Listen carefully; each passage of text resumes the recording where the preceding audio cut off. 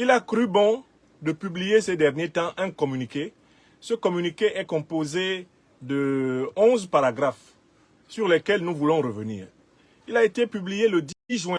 Nous allons montrer que chacun des paragraphes de ce communiqué, du secrétaire général du parti criminel, corrompu, incompétent au pouvoir depuis maintenant plus de 40 ans au Cameroun, nous allons montrer que ce communiqué est un tissu de fadaise, d'incongruité. C'est un tissu de contradictions flagrantes et même pitoyables. À l'issue de notre analyse de ce communiqué, vous vous rendrez compte que Jean Kouété comme Paul Biya appartiennent vraiment au torchon de l'histoire. Et le respect des institutions. Je vais commenter chacun des paragraphes et même des sous-titres du communiqué. Pour la paix, la stabilité et le respect des institutions. Le titre du communiqué est déjà en contradiction avec la pratique politique de Paul Biya. Depuis qu'il est arrivé au pouvoir en 1982, Paul Biya n'a eu de cesse de faire la guerre au peuple camerounais.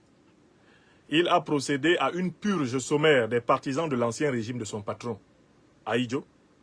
Ensuite, quand il a fallu soi-disant faire une ouverture démocratique dans les années 90, il a procédé à la brutalisation totale de la société camerounaise et a organisé depuis lors une succession de fraudes électorales, de violations constitutionnelles, de masse, de pillages du trésor public, grâce à quoi, aujourd'hui, son régime moribond s'accroche encore au pouvoir.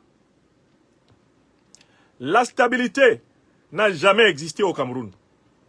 Pourquoi? D'abord parce que la République du Cameroun actuelle a été créée par la barbarie coloniale française. C'est au prix de massacres que cette République a été érigée à l'intérieur de l'Empire français. Et c'est au terme d'une guerre génocidaire que l'armée coloniale française et ses supplétifs africains, Amadou Ahidjo et Biya, ont instauré le régime que nous avons actuellement au Cameroun. De telle façon que ceux qui s'aventurent à dire que Paul Biya est panafricaniste sont des ignorants en histoire. Ce sont des négationnistes et des révisionnistes. Ce sont des ennemis de la mémoire sacrée du peuple camerounais. Amadou Ahidjo et Paul Biya sont des purs produits du colonialisme et du néocolonialisme français qui, le carrière au Cameroun, s'appelle Amadou Ahidjo, numéro 1, et le numéro 2, c'est Paul Biya. Biya est arrivé dès 1962, sur recommandation du colon français du Cameroun, Louis Paul Ojula. Il a été recommandé pour entrer au cabinet civil de la présidence. Il a travaillé avec Ahidjo à l'élimination des panafricains à Paris, en France. Mitterrand ordonne quelque temps plus tard à Ahidjo de démissionner, afin de le punir de l'humiliation qu'il lui avait infligée en 1971. Ahidjo simule alors une maladie, la maladie de Patoche Ahidjo, et utilise cet alibi public pour démissionner, remettre le pouvoir à celui que les Français avaient choisi, Paul Biya. Il a tenu les Camerounais au bout du canon avec l'appui de l'armée française, avec l'appui des mercenaires israéliens, qui aujourd'hui constituent encore l'ossature de la hiérarchie de l'armée camerounaise. C'est bien le commandant de la gendarmerie nationale française qui a fait une revue des troupes camerounaises il y a à peine 1 ou 2 semaines, sous les yeux et vient discuter de l'organisation des élections camerounaises en 2025. On n'a pas besoin de preuves plus éclatantes du néocolonialisme viscéral, ontologique, consubstantiel de Paul Barthélémy Biya. Alors, on ne peut pas dire de quelqu'un qui a participé à l'élimination de plus d'1 million de ses compatriotes que c'est quelqu'un qui travaille pour la paix et la stabilité. On ne peut pas dire de quelqu'un qui a fait les procès. On ne peut pas dire de quelqu'un qui a massacré pendant les manifestations pour le multi-tirer, a massacré le peuple camerounais en Garbou, dans le nord-ouest. Quelqu'un qui a commis toutes sortes d'actions, qui a assassiné des journalistes en très grand nombre, qui a assassiné des prélats en très grand nombre, qui a assassiné les sœurs religieuses de Djoum, quelqu'un qui a assassiné des évêques, des prêtres résilients. On ne peut pas le présenter comme digne d'impunité. On ne peut pas le présenter comme quelqu'un qui respecte la paix, la stabilité et les institutions. Ce n'est pas possible. Le titre même du communiqué de Jean Kouété est une insulte au peuple camerounais. Paul Biya n'a jamais gagné une seule élection à la régulière. Ahidjo n'a jamais gagné une seule élection à la régulière. Ils ont toujours fraudé aux élections. Ils ont toujours tripatouillé les constitutions. Ils se sont toujours taillé la justice à leur service. Ils n'ont aucun respect des principes qu'ils énoncent. Ils gouvernent par la guerre. Ils gouvernent par la manipulation ethnique, la manipulation de la corruption, la manipulation médiatique, la manipulation diplomatique. Ils gouvernent par la perversité à tous les niveaux de la société camerounaise. C'est le régime le plus pervers que le peuple camerounais ait jamais connu. C'est le régime de Paul Biya. Le régime dont on a dit qu'il était dominé par le règne du magico-anal. Allez chercher dans la littérature le sens de cette notion. Le pouvoir du magico-anal. Le régime de Paul Biya. Maintenant, prenons le premier paragraphe. Prenons le brouillon, le navet que nous écrit Jean Kouété. Après 42 ans d'un pouvoir immérité, incompétent, qui a plongé le pays dans la misère totale. Le Rassemblement démocratique du peuple camerounais demeure attentif et vigilant face au développement de l'actualité politique nationale marquée ces derniers temps par la montée en puissance des agissements de haine et des menaces de violence que nous n'avons cessé de dénoncer par le passé émanant de certains responsables de partis politiques qui veulent absolument fragiliser notre démocratie en portant atteinte à notre vivre ensemble et en ternissant l'image de notre pays. Le premier paragraphe est faux. C'est Ahidjo et son adjoint numéro 1, Biya, qui ont accompagné l'armée française pour massacrer plus d'1 million de Camerounais. C'est Ahidjo et son adjoint principal, Biya, qui ont fait les premières grandes prisons politiques du Cameroun, des mouroirs. C'est Yoko, c'est Dongamantoum, c'est Tcholire, c'est Yokadouma. C'est la prison de la SEDOC, qu'on appelle aujourd'hui Séner ou bien SED. Ce sont les prisons les plus infectes du pays, qui ont été pensées par Ahidjo et Biya et allaient mourir. Si on cherche à trouver deux noms associés à la violence politique au Cameroun, deux noms associés à la haine, au cynisme contre le peuple camerounais, il y a deux principaux noms de Camerounais, c'est Ahidjo et Paul Biya. Et si on cherche un nom avant eux, ce sont les dirigeants de la République française, notamment pendant la période coloniale. De Gaulle, Focard et tous ses compagnons. Jusqu'à aujourd'hui, c'est une tradition d'accompagner le régime Biya dans la brutalisation du peuple camerounais parce que c'est une condition pour le maintien des intérêts néocoloniaux dans le pays. D'accord?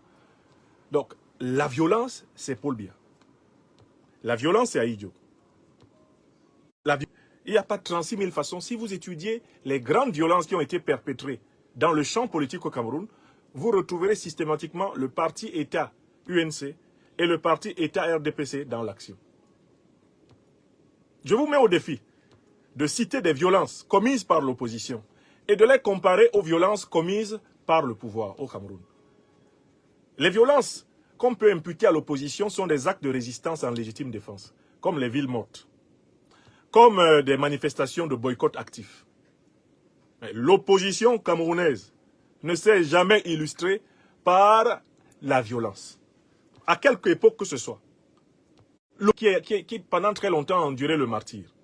La seule fois que le peuple camerounais était constitué en force armée pour se libérer de l'occupant, les seules fois que cela est arrivé, c'est entre 1948 et 1971 avec l'armée de libération nationale du Cameroun. Mais il s'agissait de résister contre le colon français et ses supplétifs africains. Et la deuxième fois que cela arrive vraiment, c'est la rébellion dans le Cameroun anglophone contre le pouvoir criminel, corrompu, hautain, méprisant de Paul Biya.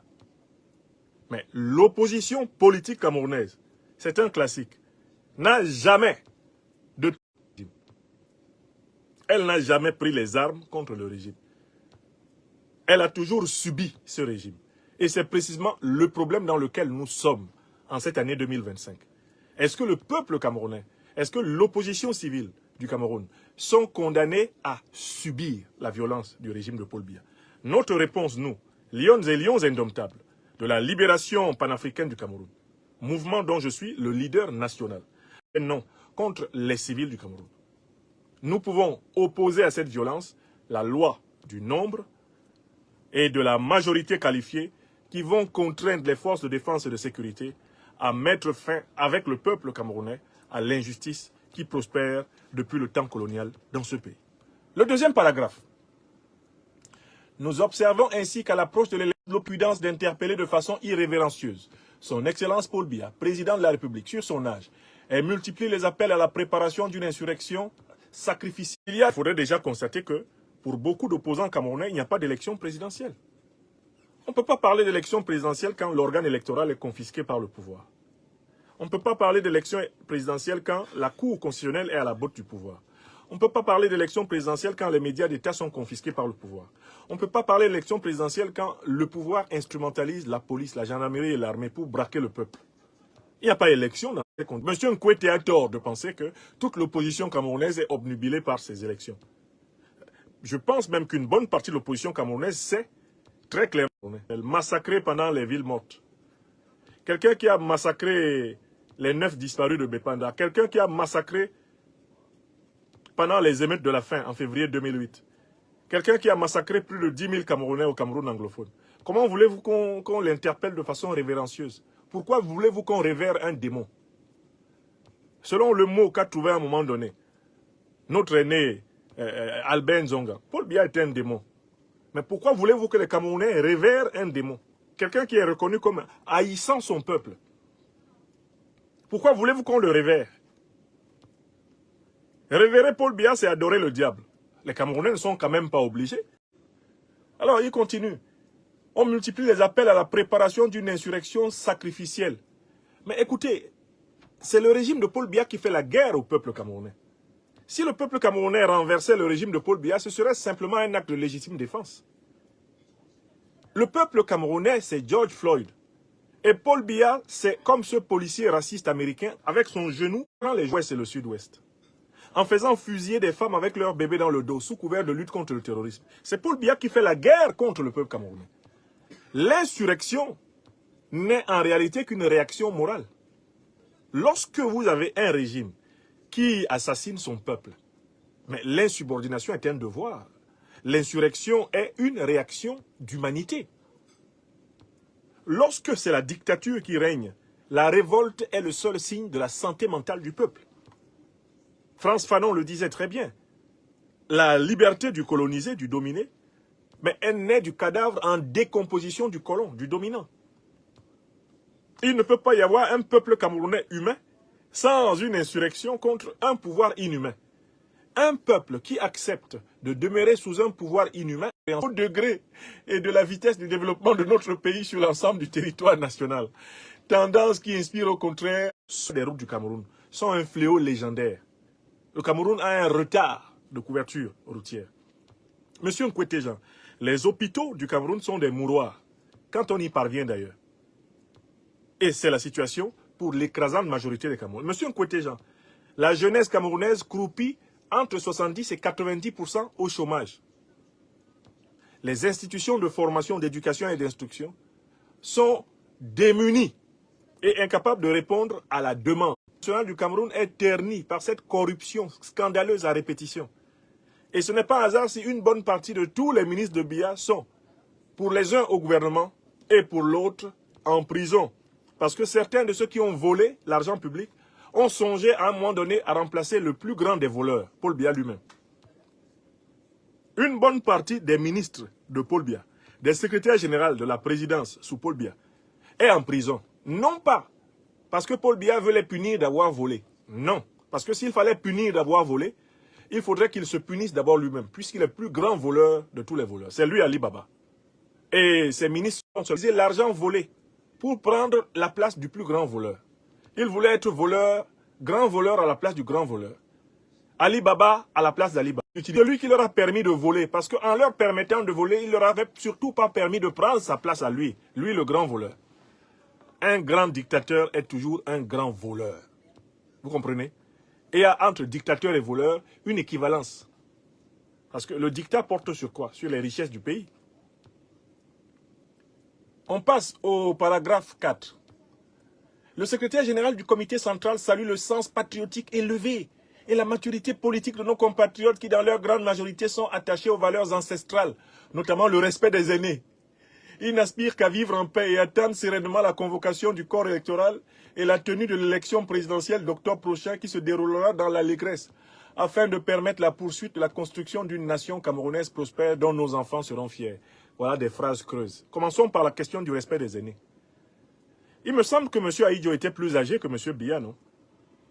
Mais, alors qu'il a cédé le pouvoir à Biya, Biya ne l'a-t-il pas laissé mourir en Yoff actuellement, aux côtés de celui de sa femme, Germaine? Ahidjo n'était-il pas l'aîné de Biya?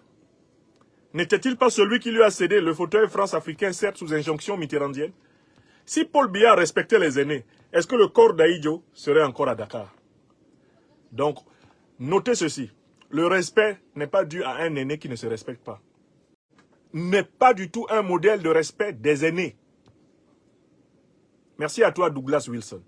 Paul Biya n'est pas un modèle de respect des aînés. Pourquoi? Parce que Paul Biya a organisé le vol des retraites de plusieurs générations de Camerounais. Mon propre père est descendu dans la tombe en avril 2018 sans avoir perçu un seul franc de la retraite pour laquelle il avait pendant près de 30 ans cotisé comme ouvrier à la Bata, à Bassa Douala. Mon père est parti dans la tombe sans avoir vu un franc CFA de sa retraite. Qui a volé la retraite de mon père? Qui a volé la retraite de nos pères et de nos mères qui ont travaillé pendant les 30, 40, 50, 60 années qui viennent de passer? Vous savez qui a volé? Paul Biya. Paul Biya et sa famille, Paul Biya et ses ministres ont volé la retraite de nos parents. Et je vous invite, Camerounaises, Camerounais, qui êtes concernés par cette situation, à bien marquer ici la retraite de mon père. C'est ce qui est arrivé à la retraite de mon père. On n'a jamais vu un franc. C'est un criminel.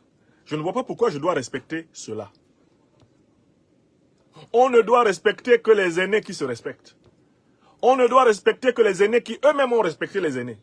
C'est-à-dire qui ont agi avec vérité, avec justice et avec solidarité avec toutes les générations, envers toutes les générations. Un aîné qui n'agit pas en vérité, en justice et en solidarité envers toutes les générations ne mérite pas le respect de la société. Il mérite les sanctions de la société. À la limite, le seul respect qu'un aîné indigne puisse mériter, c'est celui d'être sanctionné. Car, puisqu'il n'a pas montré l'exemple, on doit le punir pour que l'exemple s'installe. Voilà pourquoi je suis personnellement, comme tous mes camarades, des lions et lions indomptables, pour la libération panafricaine du Cameroun, opposé au projet d'impunité pour Paul Biya et sa famille corrompue. Paul Biya et toute sa famille qui auront participé à des actes de corruption, à des crimes de guerre, à des crimes contre l'humanité camerounaise, ils devront être jugés, condamnés. C'est la seule façon de les respecter. Le respect pour Paul Biya passe par sa traduction en justice. Le respect pour tous les membres du clan Biya qui ont volé l'argent public, qui ont participé à des crimes de guerre, qui ont participé à des assassinats. Le respect envers eux passe par la justice. On continue à lire le communiqué insipide de M. Biya. Il salue également l'esprit républicain des partis politiques, 5e paragraphe, responsables de nos municipaux, lesquels se préparent activement et paisiblement au scrutin présidentiel, en connaissance de cause et dans le respect des dispositions de la loi électorale sur la base desquelles ils ont d'ailleurs pris part à la dernière élection présidentielle d'octobre 2018. Ce paragraphe 5, il est consacré à tous ceux qui sont candidats à la soi-disant élection présidentielle 2025, mais qui n'ont pas d'élus au Parlement, qui n'ont pas d'élus dans les conseils régionaux et municipaux. Jean Kouété, qui est le secrétaire général du Rassemblement des pillards du Cameroun, le RDPC, avertit tous les soi-disant candidats à la pour-élection d'octobre 2025 qui n'ont pas d'élus. J'espère que ce message a été reçu 5 sur 5. Il y en a à qui on parle, mais qui veulent voir, parce que ça c'est une maladie du Cameroun. Dans mon pays natal, le Cameroun, les gens ne croient que ce qu'ils voient. Or, normalement, on croit ce qu'on ne voit pas. Car la foi et la ferme attendent des choses que l'on espère, mais que pourtant on ne voit pas. Mais au Cameroun, pays de Saint Thomas, on veut voir pour croire. Qu'est-ce que les gens veulent voir au Cameroun? Ils veulent voir leur candidat exclu de l'éligibilité à l'élection présidentielle. Et ce jour-là, ils viendront chanter avec nous un chant que vous connaissez très bien. Le chant qu'on chante quand on n'a pas écouté les conseils qui ont été donnés. Quel est ce chant? Songo mbona weo, songa libala, ombo ye ye ye ye. De te donner les élus de son parti pour te soutenir. Tu ne peux pas aller demander à quelqu'un d'autre de te donner les élus municipaux, les élus sénatoriaux, les élus régionaux pour te soutenir. Parce qu'on partira toujours du principe suivant. Est-ce que toi et ton parti, vous avez participé aux élections législatives, aux élections sénatoriales, aux élections régionales ou aux élections municipales? Donc, le paragraphe 5 est clairement un avertissement. Ceux qui veulent absolument participer à la foire électorale de Biya, Biya a décidé de sélectionner des candidats qui ne peuvent participer à cette soi-disant élection. Doit savoir que la loi électorale a été modifiée pour empêcher les partis politiques qui n'ont pas d'élus d'avoir des candidats à l'élection présidentielle.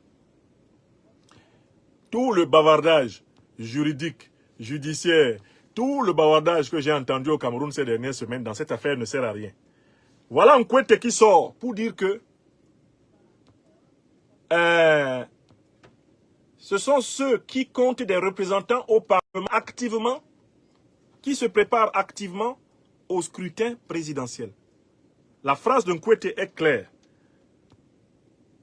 Quelle que soit la manière de l'analyser, elle vise tout candidat à l'élection présidentielle fraudée a priori, truquée a priori de Biya en 2025, tout candidat qui n'a pas d'élu.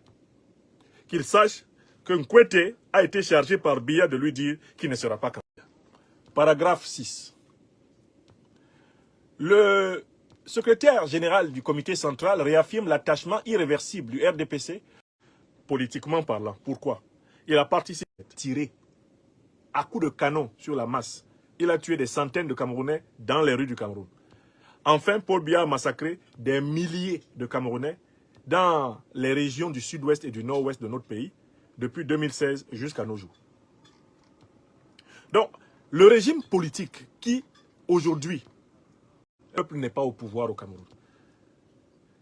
Aux élections, un pouvoir accroupi sous le néocolonialisme français et l'impérialisme occidental. Voilà ce que nous avons à la tête du Cameroun. Pas une démocratie. Mieux, c'est même important de savoir que désormais les Africains ne courent plus après la démocratie. Les Africains courent après la réalisation d'un état de droit respectant les valeurs traditionnelles africaines de vérité, de justice et de solidarité. De plusieurs monarchies pétrolières du Moyen-Orient où on ne parle jamais de démocratie et d'état de droit. Donc l'Afrique est sortie de la propagande démocratique. L'Afrique est sortie du chantage démocratique. L'Afrique ne s'intéresse plus à cela. Le critère d'évaluation de l'ordre politique africain va émaner de la tradition de l'histoire politique africaine elle-même, de la théorie politique africaine elle-même, de l'expérience politique africaine elle-même, des comparaisons, des ajustements que seuls les Africains feront, gouvernanciste. Tout ce chantage-là, désormais, glisse sur les Africains comme l'eau glisse sur les plumes du canard. On passe au paragraphe 7. Le secrétaire général du comité central tient à relever que le Cameroun est une nation mûre, dont le peuple fondamentalement républicain a été marqué par les traumatismes des violences de la guerre des indépendances, des années de braise, et plus près des violences et des atrocités, le peuple camerounais n'en veut plus. Lui qui connaît plus que quiconque le prix et la valeur de la paix ne saurait admettre que des ambitions personnelles mettent en danger les vies de nos compatriotes et mettent en péril la paix, la stabilité, la tranquillité et le vivre ensemble si chèrement acquis. Le 7e paragraphe est nul du point de vue de la vérité historique. C'est le régime colonial français et ses alliés camerounais, Ahidjo et Biya, qui ont fait la guerre contre le peuple camerounais. Le peuple camerounais était en légitime défense. Le peuple camerounais n'a jamais cherché la guerre. Le peuple camerounais n'a jamais cherché à détruire la paix. Ce sont les colons allemands, britanniques, français qui sont venus faire la guerre contre notre peuple. Et notre peuple a résisté. Ces colons se sont associés aux traîtres collaborationnistes camerounais, Ahidjo et Biya notamment. Ceux-ci, en tant que supplétifs, le peuple camerounais s'est efforcé encore de résister de son mieux. Sous la dictature d'Aïdjo, sous la dictature de Biya, le peuple camerounais a esquissé plusieurs tentatives de résistance. Elles se sont soldées jusqu'ici par des échecs, mais l'heure de la victoire a sonné. Il faut quand même qu'il soit clair que ce n'est pas le peuple camerounais qui fait la guerre au régime de Paul Biya. C'est le régime de Paul Biya qui est installé par la guerre au peuple, par la violence contre le peuple, le vol des richesses populaires, la capture des institutions nationales, l'instrumentalisation de la justice, l'instrumentalisation des médias d'État, l'instrumentalisation de la diplomatie contre le peuple. Ce n'est pas le peuple camerounais qui fait la guerre au régime de Paul Biya. C'est le régime de Paul Biya qui fait la guerre au peuple camerounais.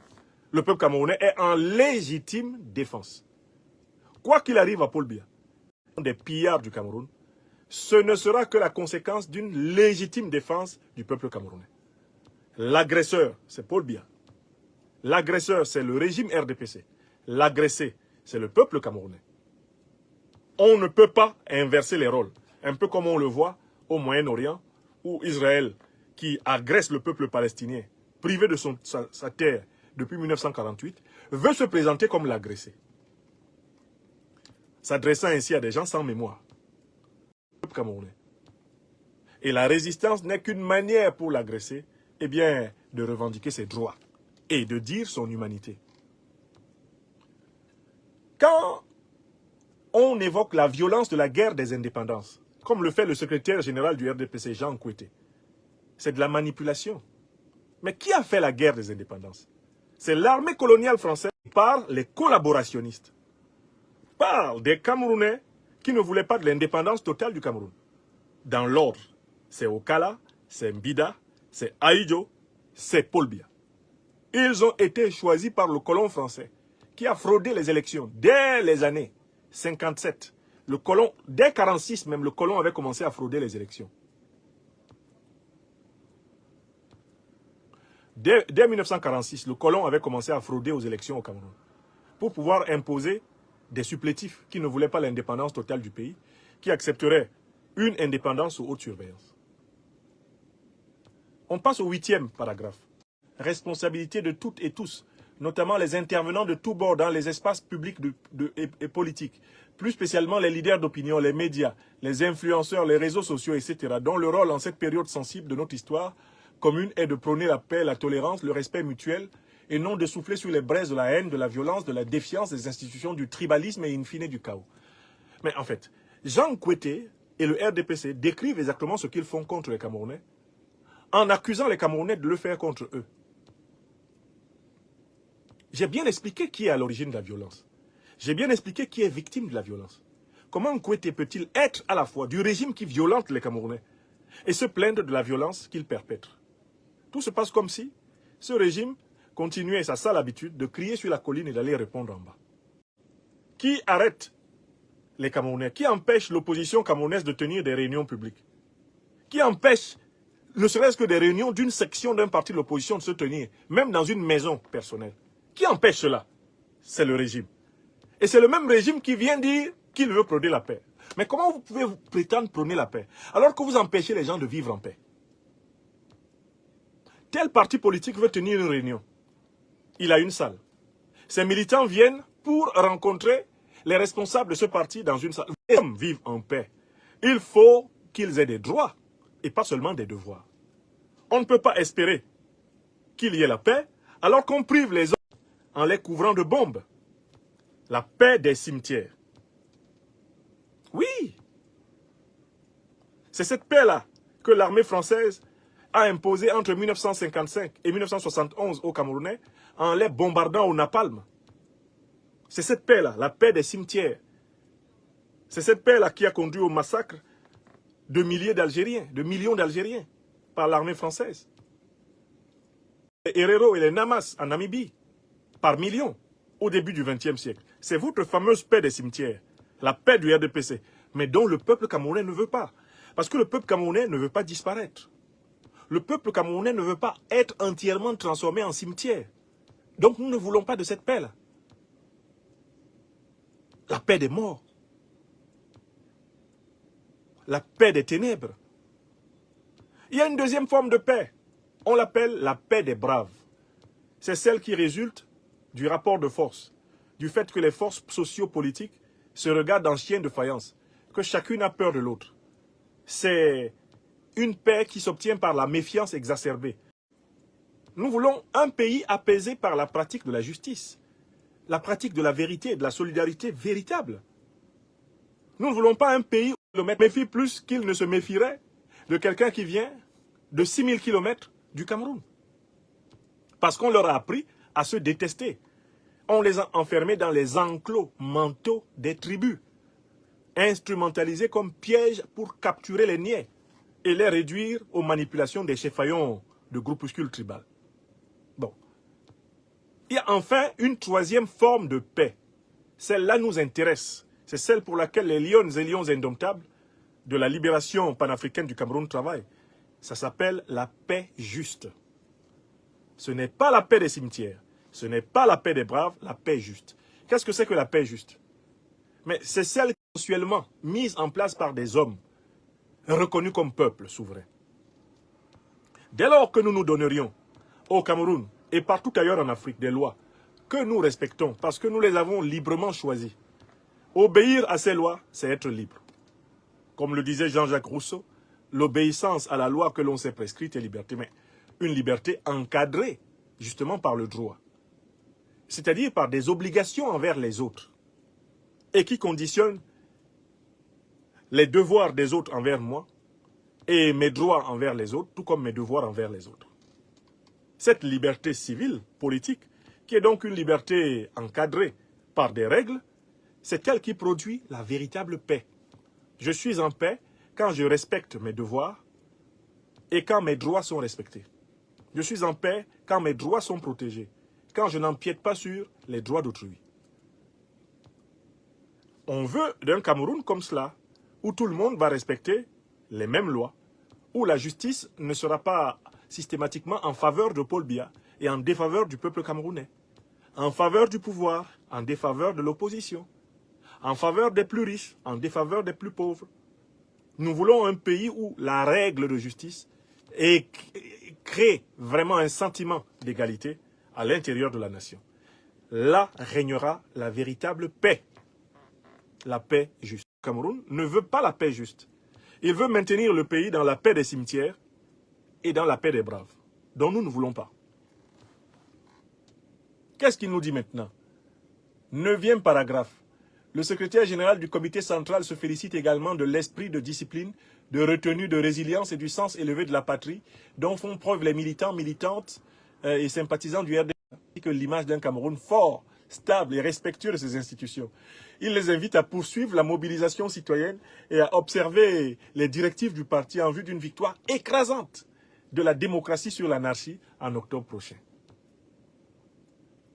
Vous avez bien entendu, Jean Kouété demande aux Camerounais, notamment aux militants du RDPC, de tout faire pour protéger la personne de Paul Biya. Vous avez compris? Pour que Paul Biya ne soit jamais jugé. Il a participé avec Ahidjo au massacre de plus d'1 million de Camerounais, en complicité avec l'armée coloniale française. Et là, je pose la question. Un militant de l'opposition camerounaise qui protège Paul Biya, à qui obéit-il? Je recommence. La recommandation de Jean Kouété, secrétaire général du RDPC, Rassemblement des pillards du Cameroun. Jean Kouété dit que les militants du RDPC doivent se caractériser par le fait qu'ils défendent la personne de Paul Biya. Et qui va plus loin, jusqu'à dire qu'il va protéger sa famille. Il obéit à qui? Si moi, opposant, je dis que je vais protéger la personne de Paul Biya, bon signe qu'on lui dise que pour tout cela, il ne sera jamais inquiété. C'est ce que dit Jean Kouété. Jean Kouété demande aux militants du RDPC de protéger la personne de Paul Biya. Donc, toute Camerounaise, tout Camerounais qui s'engage à protéger le tyran obéit à l'ordre de Jean Kouété, le secrétaire général du RDPC. Que cela vous plaise ou non, c'est écrit. Il faut protéger la personne de Paul Biya. C'est exactement ce qu'il ne faut pas faire. Parce qu'en réalité, Paul Biya martyrise le peuple camerounais parce qu'il veut se protéger de la justice. Il veut se protéger du droit. Il veut se protéger de la vérité de l'histoire. Il faut amener Paul Biya vers la justice. Il faut l'amener vers le droit. Il faut l'amener vers la vérité de l'histoire. On arrive au 10e RDPC de Paul Biya. Voilà les forces du mal. Au Cameroun, la principale force politique qui nuit à la paix, à la tranquillité, à la sécurité du peuple camerounais, c'est le RDPC.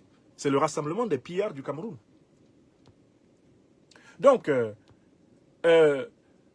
voici vraiment l'hôpital qui se fout de la charité. Voici des diablotins qui jouent à diaboliser les autres. Mais en fait, Nkwete ne fait que décrire ce que c'est que le RDPC. C'est un parti, d'ailleurs, qui a choisi comme symbole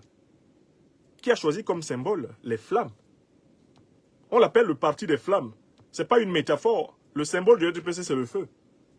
C'est un parti qui a brûlé au Cameroun. Plus de 10 000 Camerounais ont perdu la vie dans le nord-ouest et le sud-ouest de mon pays natal. C'est un parti qui a brûlé les caisses publiques. Des millions de personnes sont décédées sans avoir perçu leur retraite. Il a brûlé la vie des personnes âgées. C'est un parti qui a brûlé l'espoir des jeunes Camerounais, qui constituent aujourd'hui les cohortes des migrants de la misère à travers le Sahara, aux portes de l'Europe, qui se noient en Méditerranée. C'est un chaotique. Il prétend incarner la démocratie, alors que les Camerounais savent que lui, il incarne justement l'anarchie. Quel est le parti qui a fait le plus de mal aux Camerounais depuis que le Cameroun existe? C'est le RDPC. Et le RDPC est né du premier parti à avoir fait trop de mal aux Camerounais, qui s'appelait l'UNC. Le RDPC, c'est un démembrement de l'UNC, anciennement Union camerounaise d'Aïdjo, qui n'était rien d'autre que le regroupement des Camerounais aux ordres du colonialisme français contre les intérêts souverains du Cameroun. Il ose parler de force du mal en pointant les autres et en oubliant les 3 doigts de sa main qui sont repliés sur lui. Nkwete Jean. On en vient au dernier paragraphe. Enfin, paragraphe 11. Le secrétaire général du comité central a son rôle fondamental de bouclier de bras de paix du président de la République, son Excellence Paul Biya. Il invite par conséquent nos compatriotes de bonne volonté et surtout les innombrables soutiens du président Paul Biya à continuer à préparer l'élection présidentielle sans crainte. Il n'y a pas d'élection présidentielle au Cameroun, doit-on conclure. Ce n'est pas une élection présidentielle qui se prépare, c'est une fraude de plus. C'est pour ça que nous avons parlé de pour-élection. Donc, les lions et lions indomptables de la libération panafricaine du Cameroun, eux, ils appellent le peuple à se mobiliser par millions pour mettre fin au régime de Paul Biya. Il faut amener les forces de défense et de sécurité à s'allier au peuple pour mettre fin de Biya. Pour qu'il y ait des élections au Cameroun, il faut que Paul Biya ne soit plus président. Pour qu'il y ait des élections au Cameroun, il faut que le RDPC ne soit plus au pouvoir. Car la nature profonde du rassemblement des pillards du Cameroun, c'est de se reproduire à la tête de ce pays par le mensonge, la fraude, la violence, la ruse et la corruption. On ne peut pas espérer avoir le pouvoir dans ce pays par la voie électorale. Elle est bouchée. On aura le pouvoir dans ce pays par la voie de la mobilisation citoyenne, de la révolution panafricaine. La nation pour la refonder sur des bases plus saines.